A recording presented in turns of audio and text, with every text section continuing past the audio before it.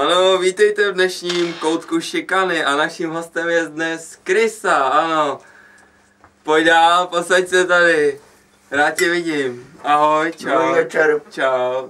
Ahoj. To je Sajso, pozdrav. Ahoj, kocí. Sajso Nesice, no to nevadí.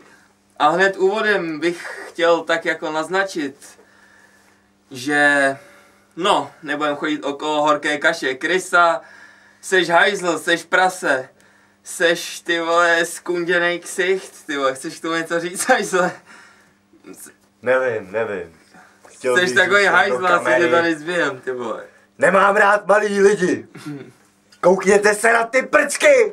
Tady všude běhají, ty vole, serou se lidem do života. Jestli kořálku, Kořálku nám tady pijou, vole.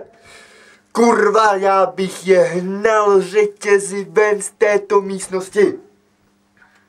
tak už v úvodu jsme věděli, že jsi hrozný kretén, ale chtěli jsme si to ověřit. Tady mimo scénu, vole, Krysa se nechal slyšet, vole, že je hrozný hajzl, vole, v osobním životě, ty vole. Co jako tady ještě děláš, ty vole? Nestačilo ti to už?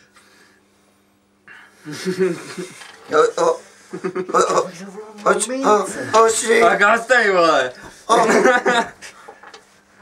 Musím. A dělej, vole. Prosím tě, ty vole, jak ty jsi tady vůbec vzal, ty jo?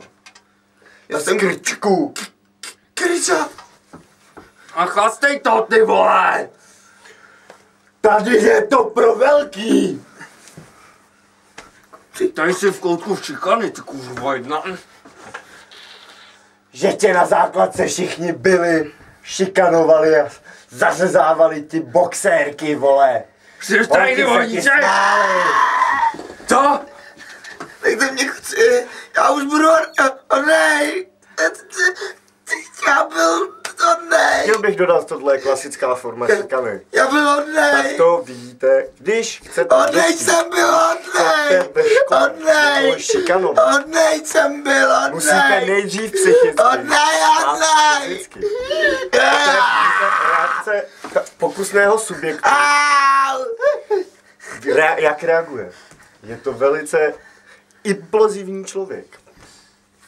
Nevím, co to sice znamená, ale řekl bych, že jemu to nedělá dobře. A to my tady chceme.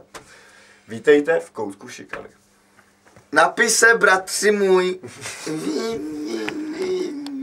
A v příštím díle se mu zaměříme na ledviny.